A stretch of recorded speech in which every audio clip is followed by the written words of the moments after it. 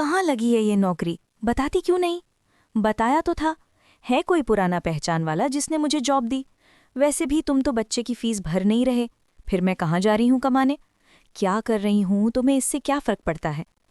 क्या भरोसा टूटने की आवाज़ सच में इतनी खामोश होती है कि कोई सुन ही नहीं पाता, या फिर वही खामोशी एक दिन तूफान बनकर सब कुछ उड़ा देती है? कहानी की शुरुआत होती है उस पल से जब सूरज अपनी ही पत्नी ईशा से सवाल करता है कि आखिर उसे नौकरी कहाँ मिली है और वो ये बात उससे छुपा क्यों रही है। लेकिन ईशा का जवाब सुनकर जैसे उसके पैरों तले जमीन हिल जाती है, क्योंकि वो बिना झिझक कहती है कि उसने पहले ही बता दिया था कि एक पुराना पहचान वाला है जिसने उसे ये मौका दिया। लेकिन तभी सूरज के दिल में शक की चिंगारी भड़क उठती है और वो सोचने लगता है कि आखिर ये पुराना रिश्ता कौन सा है जो आज फिर उनकी जिंदगी में वापस आ गया है। तभी एक बड़ा ट्विस्ट आता है जब ईशा बात को और आगे बढ़ाते हुए सूरज को आईना दिखा देती है और कहती है कि जब उसने अपनी ही बेटी की फीस भरने की जिम्मेदारी नहीं निभाई तो अब उसे ये पूछने का कोई हक नहीं कि वो कहाँ जा रही है और क्या कर रही है। ये सुनते ही सूरज के अंदर का अहंकार और दर्द दोनों टकरा जाते हैं, लेकिन वो चुप रह जाता है।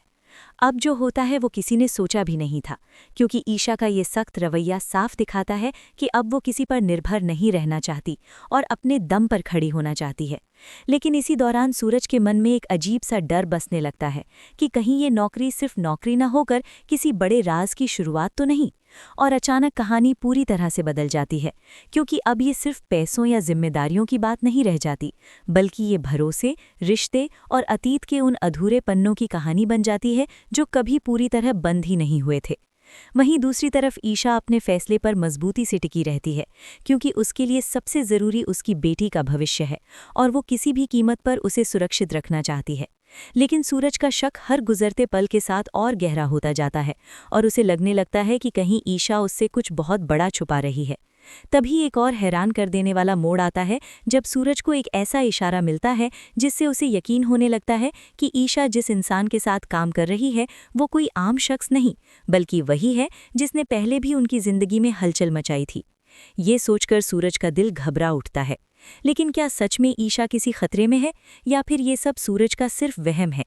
कहानी अपने सबसे रोमांचक मोड़ पर तब पहुंचती है जब दोनों के बीच की दूरियां इतनी बढ़ जाती हैं कि एक ही छत के नीचे रहते हुए भी वो अजनबी बन जाते हैं।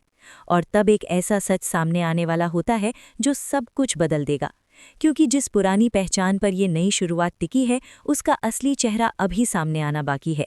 और जब वो सच सामने आएगा तो शायद सिर्फ उनका रिश्ता ही नहीं, बल्कि उनकी पूरी दुनिया हिल जाएगी।